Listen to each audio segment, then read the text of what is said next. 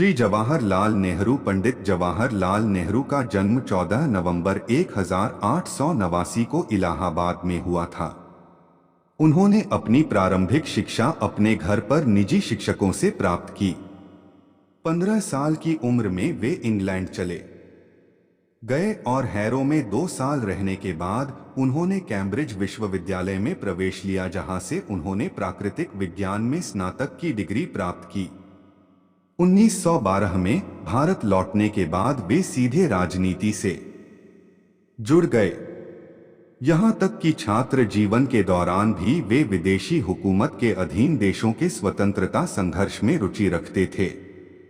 उन्होंने आयरलैंड में हुए सिन्फेन आंदोलन में गहरी रुचि ली थी। उन्हें भारत के स्वतंत्रता संग्राम में अनिवार्य रूप से शामिल होना पड़ा। 1912 में उन्होंने एक प्रतिनिधि के रूप में बांकीपुर सम्मेलन में भाग लिया एवं 1919 में इलाहाबाद के होम रूल लीग के सचिव बने। 1916 में वे महात्मा गांधी से पहली बार मिले, जिनसे वे काफी प्रेरित हुए। उन्होंने 1920 में उत्तर प्रदेश के प्रतापगढ़ जिले में पहले किसान मार्च का आयोजन किया। 1920 से 22 के असहयोग आंदोलन के सिलसिले में उन्हें 2 बार जेल भी जाना पड़ा। पंडित नेहरू सितंबर 1923 में अखिल भारतीय कांग्रेस कमेटी के महासचिव बने। उन्होंने 1926 में Italy, Switzerland, England, Belgium, Germany एवं रूस का दौरा किया। बेल्जियम में उन्होंने भारतीय राष्ट्रीय कांग्रेस के एक आधिकारिक प्रतिनिधि के रूप में ब्रुसेल्स में 3 देशों के सम्मेलन में भाग लिया।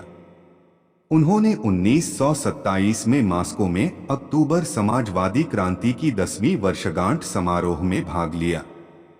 इससे पहले 1926 में मद्रास कांग्रेस में कांग्रेस को आजादी के लक्ष्य के लिए प्रतिबद्ध करने में नेहरू की एक महत्वपूर्ण भूमिका थी। 1928 में लखनऊ में साइमन कमीशन के खिलाफ एक जुलूस का नेतृत्व करते हुए उन पर लाठी चार्ज किया गया था। 29 अगस्त 1928 को उन्होंने सर्वदलीय सम्मेलन में भाग लिया एवं वे उन लोगों में से एक थे जिन्होंने भारतीय संवैधानिक सुधार की नेहरू रिपोर्ट पर अपने हस्ताक्षर किए थे। इस रिपोर्ट का नाम उनके पिता श्री मोतीलाल नेहरू के नाम पर रखा गया था।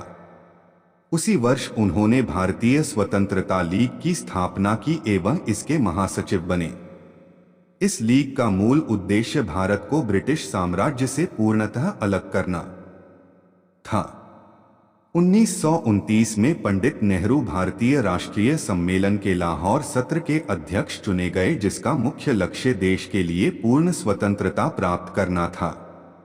उन्हें 1930 से 35 के दौरान नमक सत्याग्रह एवं कांग्रेस के अन्य आंदोलनों के कारण कई बार जेल जाना पड़ा। उन्होंने 14 फरवरी 1935 को अल्मोड़ा जेल में अपनी आत्मकथा का लेखन कार्य पूर्ण किया। रिहाई के बाद वे अपनी बीमार पत्नी को देखने के लिए स्विट्जरलैंड गए एवं उन्होंने फरवरी-मार्च 1936 में लंदन का दौरा किया। उन्होंने जुलाई 1938 में स्पेन का भी दौरा किया, जब वहां गृह युद्ध चल रहा था। द्वितीय विश्व युद्ध शुरू होने से कुछ समय पहले वे चीन के दौरे पर भी गए।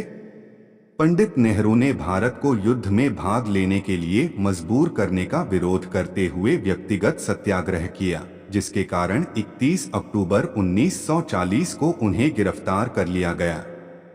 उन्हें दिसंबर 1941 में अन्य नेताओं के साथ जेल से मुक्त कर दिया गया। 7 अगस्त 1942 को मुंबई में हुई अखिल भारतीय कांग्रेस कमेटी की बैठक में पंडित नेहरू ने ऐतिहासिक संकल्प भारत छोड़ो को कार्यान्वित करने का लक्ष्य निर्धारित किया। 8 अगस्त 1942 को उन्हें अन्य नेताओं के साथ गिरफ्तार कर अहमदनगर किला ले जाया गया। यह अंतिम मौका था जब उन्हें जेल जाना पड़ा एवं इसी बार उन्हें सबसे लंबे समय तक जेल में समय बिताना पड़ा।